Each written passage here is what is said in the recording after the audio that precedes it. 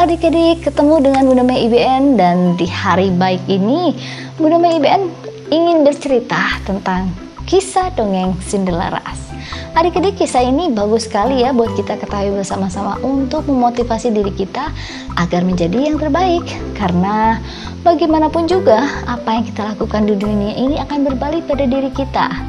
Kita berbuat tidak baik, maka akan berakhir tidak baik. Tapi kalau kita berbuat kebaikan, pada akhirnya kita akan mendapatkan kebaikan. Bagaimana ceritanya? Kita saksikan sama-sama ya.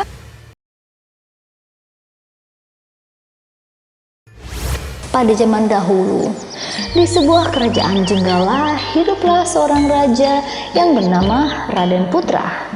Dia mempunyai seorang permaisuri yang sangat baik hati dan seorang selir yang cantik. Namun, kecantikan selir tidak sama seperti hatinya. Selir mempunyai sifat yang sangat iri pada permaisuri. Kedua istri raja tinggal di istana yang sangat megah.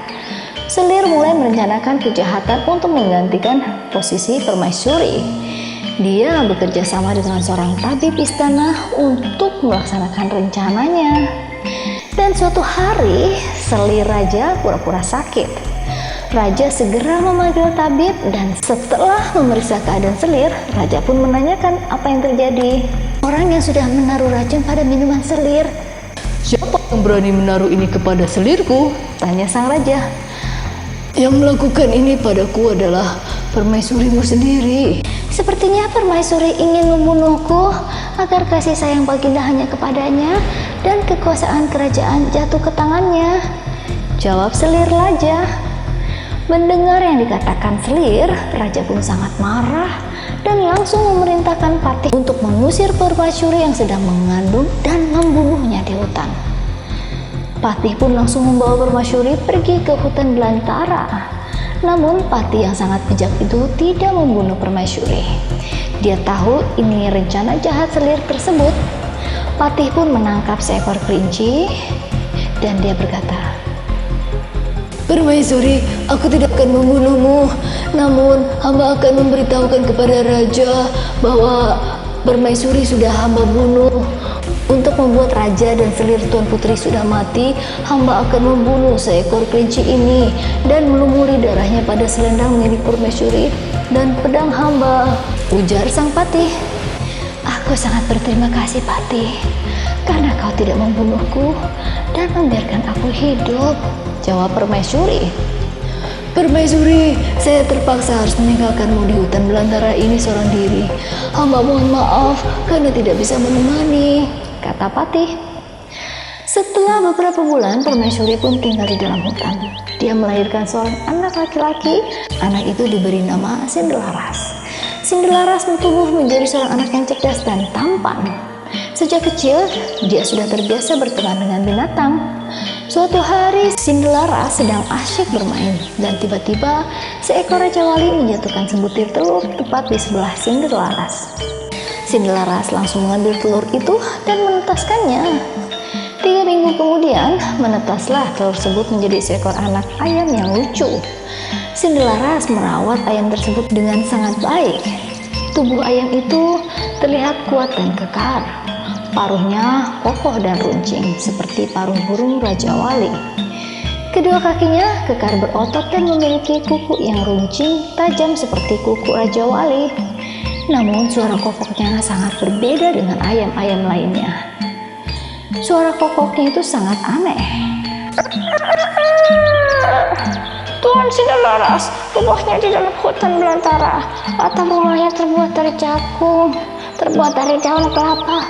Ayahnya Raden Putra Raja Jenggala," bunyi kokok ayam Cinderlaras. Cinderlaras sangat terkejut dan langsung menunjukkan kepada ibunya.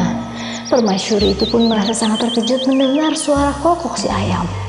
Dia pun langsung menceritakan siapa ayahnya dan mengapa mereka tinggal di dalam hutan.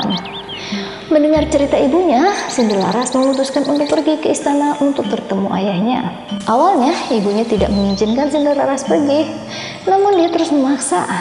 Setelah ibunya mengizinkan pergi, dia langsung berangkat ditemani ayam jantannya. Namun di tengah perjalanan, Cinderlaras pun bertemu dengan orang-orang yang sedang mengadu ayam. Mereka melihat Cinderlaras membawa ayam jagonya dan mengajaknya untuk ikut menguji kehebatan ayamnya. "Hei kau, apakah kau berani adu ayam dengan ayam jagoku yang kuat ini?" ujar mereka. "Baiklah, aku akan lakukan," jawab Cinderlaras. Ternyata ayam jantan milik Cinderlaras itu dapat mengalahkan lawan setelah beberapa kali diadu, dan ayamnya tidak dapat dikalahkan. Berita tentang kehebatan ayam jantannya Cinderlaras terdengar ke telinga Raja Raden Putra. Raja langsung menyuruh hulu balangnya mengundang Cinderlaras datang ke istana. Cinderlaras pun sampai istana. "Adukah hamba menghadapmu?" kata Cinderlaras dengan sopan. Anak ini sangat tampan dan cerdas. Sepertinya dia bukan dari kalangan rakyat," ujarnya dalam hati. Akhirnya diadulah ayam jantan milik Cinderlaras melawan ayam jantan milik raja. Namun raja mengajukan satu syarat kepada Cinderlaras, dan jika dia kalah, menyerahkan ayam jantannya dan kepalanya dipancung. Namun jika dia menang, Raja Raden Putra akan memberikan setengah kekayaannya. 2 ekor ayam jantan bertarung dengan sangat gagah. Dalam beberapa menit, ayam jantan milik Cinderlaras dapat mengalahkan ayam jantan milik raja. Penonton pun bersorak memberikan selamat kepada Cinderlaras. "Baiklah, aku mengaku kalah. Akan aku serahkan setengah kekayaanku menjadi milikmu, Cinderlaras. Namun, siapa kamu sebenarnya?" ujar sang raja. Cinderlaras langsung membungkuk dan membisikkan sesuatu kepada ayamnya. Beberapa menit kemudian, ayam jantan tersebut mengeluarkan suara. "Tuan Cinderlaras, rumahnya di dalam hutan. Atapnya terbuat dari daun kelapa. Ayahnya Raden Putra." Ayam jantan itu berkokok berulang-ulang. Raden Putra sangat terkejut mendengar suara ayam kokok Cinderlaras. "Benarkah itu?" tanyanya sangat heran dan penasaran. "Benar sekali, Baginda. Hamba Cinderlaras, putra dari permaisuri Baginda," jawabnya dengan tegas. Raja Raden Putra langsung memanggil Patih. Patih pun langsung menceritakan kebenarannya. "Maafkan aku, Nak. Aku sudah membuat kesalahan dan memberikan hukuman kepada permaisuri yang tidak bersalah. Aku akan memberikan hukuman yang setimpal kepada Selir," ucapnya menyesal.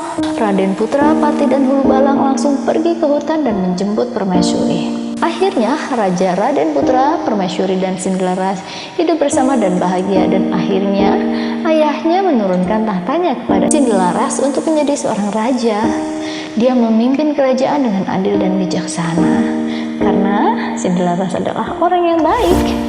Pesan moral dari dongeng ini adalah jika kita berbuat jahat, maka kita akan mendapatkan buah dari sifat kejahatan itu di kemudian hari. Begitu juga jika kita melakukan sebaliknya, jauhilah sifat suka berjudi, karena itu hanya merugikan diri kita sendiri. Oke, adik-adik, demikian dongeng dari Bunda Maya, dan nantikan dongeng selanjutnya dari Bunda Maya IBN, dan sampai jumpa lagi. Bye-bye.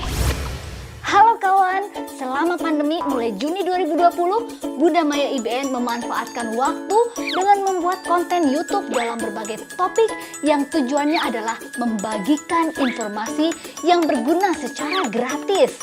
Video berikut ini cara mencari video dari 8 channel yang dimiliki oleh Bunda Maya IBN. Begini caranya, yuk kita lihat. Yang pertama, ketik Maya Food Adventure. Setelah itu akan keluar list dari 8 channel yang Bunda Maya miliki. Kalian bisa pilih channel yang kalian mau tonton. Misalnya Maya News TV. Bila kalian ingin lihat videonya yang Maya News TV punya, klik video, dan di sana ada deretan video yang kalian bisa tonton. Kita akan kembali ke halaman yang sebelumnya, dan kalian masih bisa pilih yang lain. Misalnya kita mau coba lihat Maya Interesting Story, kalian bisa klik videonya, dan di sana banyak list video yang kalian bisa pilih. Kembali lagi ke Maya Food Adventure sebelumnya, dan coba kalian pilih lagi yang paling kalian mau. Oh, aku ingin klik Televisi Anak Indonesia. Di sana ada list videonya, di sana ada pilihan, dan kalian bisa lihat apa yang kalian mau lewat list video yang kita miliki. Kembali lagi ke channel yang sebelumnya. Bila kalian ingin lihat dongeng dan lagu anak, kalian bisa klik Bunda Maya IBN.